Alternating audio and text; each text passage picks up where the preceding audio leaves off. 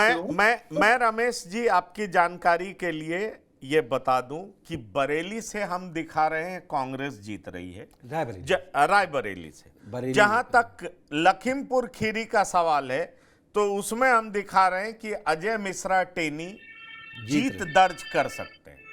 पीलीभीत से हम दिखा रहे हैं कि बीजेपी के जितिन प्रसाद जीत दर्ज कर रहे हैं। मैनपुरी से हम दिखा रहे हैं कि सपा प्रमुख की पत्नी डिंपल यादव जीत रही हैं। मेरठ लोकसभा सीट से कुछ बड़े नाम जो हमारे पास है वो मैं आपको बता रहा हूं।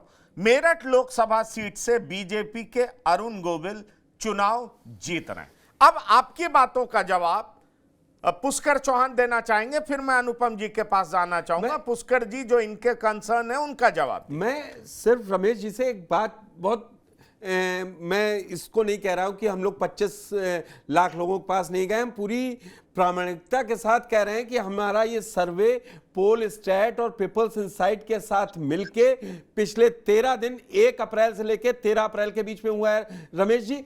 और मोहल्ले वाइज अभी बिलाल जी भी बैठे हैं, सब लोग बैठे हैं, एक पैनल बैठा हुआ है। एक एक चुनाव का नहीं, मैं आपको मेल करवा दूंगा। दूसरी बात जो आपने विरोध की नहीं, मैं आपकी विश्वसनीयता पे सवाल नहीं उठा रहा हूं। मैं वो नहीं कह रहा हूं कि आप लोगों ने नहीं कहा। मुझे लगता है रमेश जी ये कहना चाह रहे हैं, दरअसल कई बार क्या होता है जो वो कहना चाह रहे हैं। हाँ। अब ये थोड़ा सा काफी ज्यादा गहराई की बात है कि कई बार सर्वे उस जगह पे कर लिया जाता है, हो सकता है जहां माहौल पक्ष में हो। मतलब वो ये कहना चाह रहे हैं, दरअसल वो ये कहना चाह रहे हैं। मैं एक बात और बता दूं, वही मैं भी यही बात कह रहा हूं कि एक सर्वे के जो भी साइंटिफिक तौर तरीके होते हैं उसको पूरी विश्वसनीयता के साथ अपनाई गई है। क्योंकि बात यह है कि अगर हमारा सर्वे गलत होता है तो निश्चित तौर पर 4 जून को हम और आप बैठेंगे ही बैठेंगे, और अगर उसमें 5% से ज्यादा आगे पीछे एरर होता है तो ये जरूर हमें लगता है कि हमारा सर्वे गलत क्यों हो गया, कहां कमी रह गई, क्या बात रह गई, किन कारणों से चुनाव हारा और जीता गया। जहां तक आपके कहने का सवाल है तो बिल्कुल इसमें कोई इस बात से इनकार नहीं कर सकता कि माहौल बहुत बिगड़ सकता है, क्योंकि कई जगहों से ठाकुर आंदोलन कर रहे हैं, खबरें आ भी रही हैं। वो वोट के रूप में किस तरीके से तब्दील होता है ये भी देखना दिलचस्प होगा। क्योंकि एक बात ये भी हमारे सामने है कि पिछले चुनाव में अगर हम विधानसभा चुनाव की बात करें तो किसान आंदोलन बड़ा पीक पे था, लेकिन बीजेपी को पोल में बहुत ज्यादा नुकसान किसान आंदोलन का वेस्टर्न यूपी में नहीं दिखा था। यह बात आप जान लीजिए। लेकिन फिर मैं अभी इस बात को कतई डिनाई नहीं कर रहा हूं कि ठाकुरों का आंदोलन चरम पर है। अगर इनको मनाया नहीं गया तो राजनीतिक रूप से किस तरह का नुकसान होगा यह देखने वाली बात होगी। ये तो जब परिणाम आएगा तभी पता चल पाएगा। लेकिन अभी जो हमारा TV9 मैं एक peoples insight and poll state के सर्वे के मुताबिक जो चीजें आपके सामने रखी गई हैं वो मैं आपको बता, मैं जल्दी से वो 11 सीटें बता दूं अपने पैनलिस्ट को, शायद उसके बाद अनुपम जी ज्यादा अच्छी तरीके से रमेश जी की बातों का जवाब दे पाएंगे। जो 12 सीटें इंडिया गठबंधन के पास जा रही हैं 80 में, मैं उनको बता दूं। एक रायबरेली जा रही है कांग्रेस के पास, उसके बाद आप आजमगढ़ धर्मेंद्र यादव जीत रहे हैं, घोसी राजीव राय जीत रहे हैं पोल के मुताबिक, गाजीपुर अफजाल अंसारी जीत रहे हैं, मैनपुरी डिंपल यादव जीत सकती हैं, कन्नौज में सपा ने अभी कैंडिडेट नहीं दिया है, लेकिन हमारा पोल सर्वे ये कह रहा है कन्नौज अब की सपा के खाते में चली जाएगी। प्रतापगढ़ संगम लाल गुप्ता चुनाव हार रहे हैं बीजेपी के। लालगंज जहां से संगीता आजाद को बीजेपी ने अपनी पार्टी में शामिल करवाया और संगीता बलवंत को वहां से टिकट दिया, वो भी चुनाव हार सकती हैं। वहां भी सपा ही जीत रही है लालगंज में। अंबेडकर नगर जो 2022 में 5 की 5 विधानसभाएं समाजवादी पार्टी जीती थी, वहां लालजी वर्मा चुनाव जीत रहे हैं। उसके बाद कैराना पश्चिम की एक सीट है, कैराना सीट जो प्रदीप चौधरी चुनाव हार सकते हैं और वहां इकरा हसन चुनाव जीत सकती हैं। यह 13 अप्रैल तक की रिपोर्ट है। और जौनपुर जहां से बीएसपी ने आज टिकट घोषित किया है श्रीकला सिंह को और धनंजय सिंह की वाइफ को, वहां पर बाबू सिंह कुशवाहा चुनाव जीत सकते हैं। वहां पर समाजवादी पार्टी के पास जा रही है ये सीट। और मछली शहर, जहां तूफानी सरोज की बेटी को टिकट दिया है समाजवादी पार्टी ने, प्रिया सरोज, वो चुनाव जीत सकती हैं। और बीपी सरोज, जो तीसरी बार बीजेपी ने कैंडिडेट दिया है, वो इस बार हैट्रिक बनाने से चूक सकते। हम ये कह रहे हैं कि इस पोल में अगर सत्यता नहीं होती तो बीजेपी जैसा 2022 में चुनाव में समाजवादी पार्टी ने पूर्वांचल में दिखाया था, गाजीपुर, अंबेडकर नगर पूरी सीटें जीती थी, वहां ये रिपीट कर रहे हैं। अगर उस हिसाब से देखें तो पोल की सत्यता क्या है, वोटर सामने कुछ बोल जाएगा और अंदर जाके बटन कोई दबा दे, तो इसका कोई भरोसा नहीं है। लेकिन हम सिर्फ ये कहना चाहते हैं कि हमारा जो पोल है वो साइंटिफिक तरीके से हुआ है। रिजल्ट क्या होगा उस पे तो 4 जून को ही खुल के सामने आएगा। नहीं चौहान साहब, ये बहुत बड़ी बात है। मैंने पहले भी कहा 25 लाख लोगों तक पहुंचना बहुत बड़ी बात होती है। आपके हमारे घर में अगर शादी होती है तो कार्ड बांटने के लिए भाई 2-2.5 हजार लोगों को बुलाया जाता है, तो पसीने छूट जाते हैं। पिताजी से लेके, माँ से लेके, भाई से लेके, मोहल्ले पड़ोस से लेके, कार्ड बांटते बांटते थक जाते हैं हम लोग। मैं वही कह रहा हूँ, 25 लाख लोगों तक पहुंचने बहुत बड़ी बात है। आप लोग पहुंचे, मैं तो आपको सलूट करता हूँ। और रिजल्ट क्या रहेगा, परिणाम क्या रहेगा, वो तो बात की बात है। लेकिन चीजें भी बदलेंगी, एंड तक बहुत बदलेंगी। सपा के पक्ष में भी यह चुनाव घूमेगा, मैं बिलाल भाई आपके पास आऊंगा और उनके पक्ष से भी निकलेगा। मैं अनुपम जी इस TV9 पोल स्ट्रेट का जो ओपिनियन पोल है उसको आप किस तरीके से देख रहे हैं? हम एनडीए को 68 सीटें दे रहे हैं, 64 बीजेपी को, 2 आरएलडी को, 2 अपना दल सोनेलाल को, 11 समाजवादी पार्टी को दे रहे हैं और 1 कांग्रेस दे रहे हैं रायबरेली। पंकज भाई, टीवी सर्वे सबके अपने अपने बहुत जेन्युइन एफर्ट्स होते हैं। उसमें कहीं किसी कोई जान के कोई टीवी चैनल या कोई सर्वे एजेंसी जान के ऐसा काम नहीं करती कि महीने भर बाद जवाब देना मुश्किल हो जाए। तो मैं मान के चलता हूँ जिसने भी जो किया है बहुत ईमानदारी से अपना काम किया है। लेकिन सबके अलग अलग रिपोर्ट्स भी आ रहे हैं। अभी मैं दूसरे एक चैनल पे देख रहा था, वो एकदम उनका एक अलग आंकड़ा है और काफी अच्छा खासा डिफरेंस है। बहरहाल, जिसमें जो चीजें इंटरेस्टिंग लगी मुझे आपके सर्वे में पंकज भाई, कि पहली बात तो है कि पिछली बार भाजपा और उसके सहयोगी दल 64 सीटों पे रुक गए थे। 16 सीटें विरोधियों ने ली थी, इस बार वो 68 सीटें ला रहे हैं। 4 सीटें यूपी में उनकी बढ़ गई, तो बड़ी बात है। दूसरी बात, मैं आपका ओवरऑल आंकड़ा देख रहा था, आप एनडीए को 363 सीट दे रहे हैं, तो मतलब 350 भी क्रॉस कर गए, वो 450 के पास पहुंच रहे हैं। तो वो 400 पहुंचे ना पहुंचे, 450 तो आपके सर्वे इनको पहुंचा दिया। ये भी बहुत दिलचस्प है, केरल और तमिलनाडु में खाता खुलवा दिया 3-3 सीटों से, बड़ी बात है। एक जो मुझे इसमें दिलचस्प लगा और एक जिससे मैं थोड़ा सा पुष्कर भाई डिसएग्री करता हूँ, क्योंकि मैं यहाँ प्रयागराज में बैठता हूँ और मेरे मुश्किल से 40 किलोमीटर पे प्रतापगढ़ है, संगमदाल गुप्ता का जो आपने रिपोर्ट बताया। मैं इसको ऑन रिकॉर्ड कह रहा हूँ कि जब ये अगली बार वो आएगा, नतीजा आएगा, तो हम इसके बारे में फिर बात करेंगे। पर मुझे लगता है कि शायद संगमदाल गुप्ता की सीट को आपको दोबारा सर्वे करा लेना चाहिए। बाकी आप बेहतर जानते हैं पुष्कर भाई। एक दूसरा जो इसमें बहुत दिलचस्प है, जिसके बारे में मैं हमेशा कहता रहा हूँ कि साहब वो एक ऐसी सीट है जिसको भाजपा ने आखिरी मोमेंट तक लटका के रखा।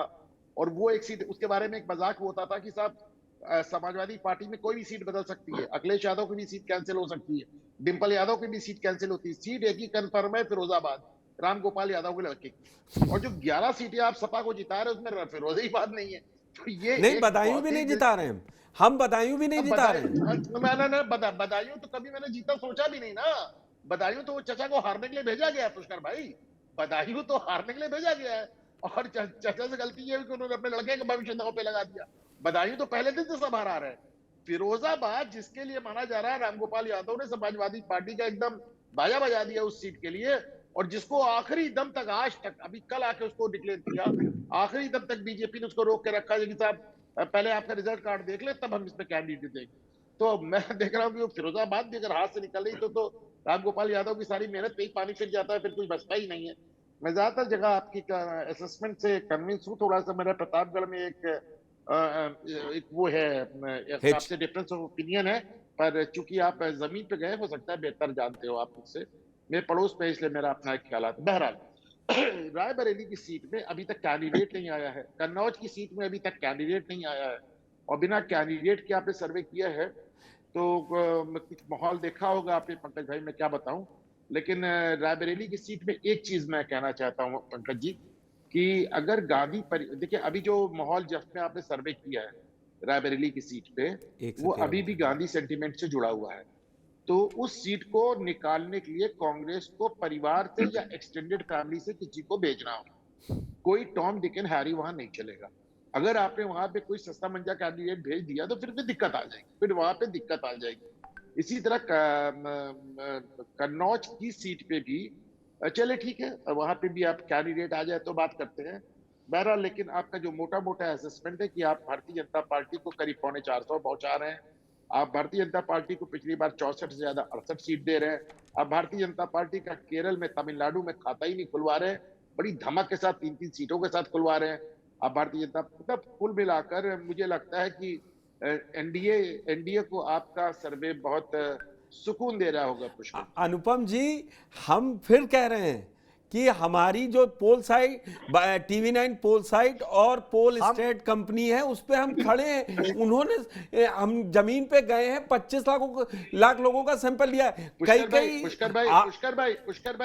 पुष्कर भाई लगता है मैं अपनी बात क्या समझानी था, क्या मैंने शुरुआती चीज किया था, मुझे आपके सर्वे पे पूरा भरोसा है, आपने बहुत ईमानदारी सर्वे किया है, सबके अलग अलग तरीके होते हैं, लेकिन मैं सिर्फ इतना कह रहा हूं कि आपका सर्वे एनडीए को बहुत सुकून दे रहा होगा। क्योंकि मैं एक बात हमेशा कहता हूं, मैंने पंकज जी के शो में कई बार ये बात कही कि भारतीय जनता पार्टी बात करती है 400 पार की और निशाना रखती है 272 पे।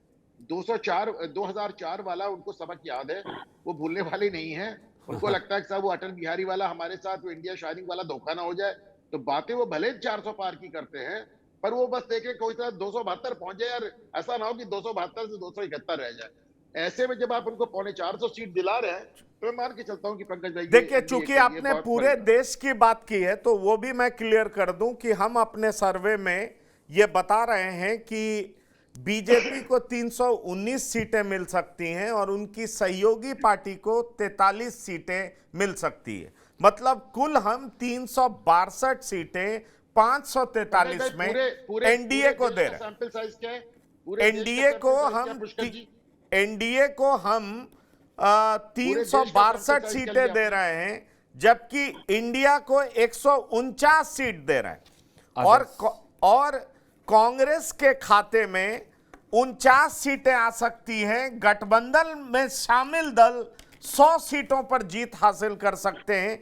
इसके अलावा 32 सीटें अन्य के खाते में जा सकती हैं। अनुपम जी आप कुछ पूछना चाह रहे थे। मैं एक सवाल पुष्कर भाई से पूछना चाह रहा था कि अभी जो सैंपल साइज बताया गया था वो केवल उत्तर प्रदेश का था, पूरे देश का सैंपल साइज क्या है, नंबर 1। और दूसरा एक चीज मैं ऑन रिकॉर्ड कह रहा हूं, आपने सर्वे किया है, अच्छी बात है, मैं मान के चलता हूं आपने 12 सीटें ऐसी चिन्हित की हैं, 12 सीटें आपने ऐसी चिन्हित की हैं जहां भारतीय जनता पार्टी या एनडीए या उनके सहयोगी दल नहीं जीत रहे हैं, जिसमें 11 समाजवादी पार्टी को और एक कांग्रेस के लिए जी। एक मैं बहुत मतलब बड़ी हम्बली और बहुत ही विनीत भाव से एक बात जरूर सबमिट करूंगा, जो रमेश ठाकुर साहब कह रहे थे, मैं इसमें एकदम कन्विंस होकर कह रहा हूं, समाजवादी पार्टी को 11 सीट जीतते मैं नहीं देख रहा हूं। हो सकता है ये 12 सीट एनडीए हार रही हो सकता है ये 12 सीट एनडीए हार रही हो सकता है इस पे कांग्रेस जीते, सपा जीते, बसपा जीते, पर एक साथ 12 में से 11 सीट सपा को जीतते कम से कम मैं नहीं देख रहा हूं। भाई आपका सैंपल साइज पूरे देश का क्या, मैं पूछ रहा हूं।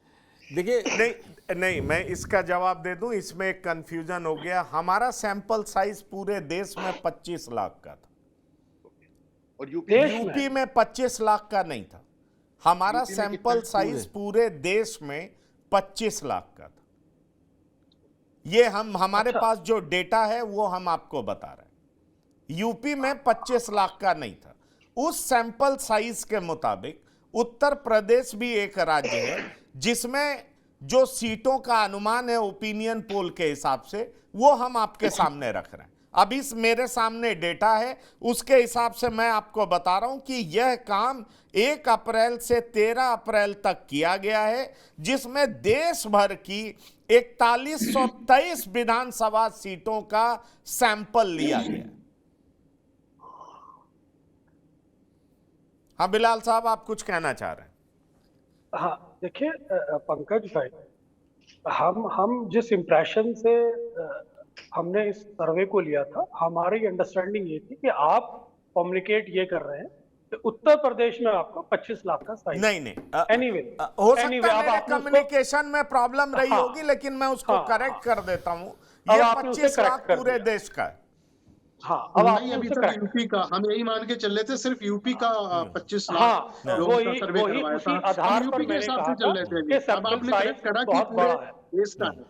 फिर भी सैंपल साइज मैं बीच में बस हल्का सा टोक रहा हूं बिलाल जी और रमेश जी, सैंपल साइज पूरा है, लेकिन यूपी सबसे बड़ा है, तो यूपी का भी सैंपल साइज आप मान के चलिए 10 लाख से ऊपर के अंदर ऊपर नीचे होगा कुछ, क्योंकि हमने हर विधानसभा का लिया है। अगर वैसे भी केवल एक प्रदेश में 25 लाख, लेकिन मैं पुष्कर साहब आपसे ये थोड़ा सा मैं कह रहा था, हाँ एक बिल्कुल आपका सही कह रहे हैं कि एक राज्य में 25 लाख लोगों का सर्वे कराना वो मतलब पल्ले ही नहीं पड़ रहा था, एकदम दिमाग से उतर रहा था कि 25 लाख एक ने सर्वे बड़ा मुश्किल का काम है ये। अच्छा, नहीं 403 विधानसभा में बता दीजिए, 403 विधानसभा में नहीं वो मैंने बता दिया कि हमने कितने 4123 विधानसभा और पूरे देश में 25 लाख सैंपल साइज। अब क्लैरिटी है, इस पे कोई और सवाल आप करना चाहें तो आप कर सकते हैं। 4123 विधानसभा सीटों का सैंपल और 25 लाख लोगों से बातचीत। ठीक है फाइनल।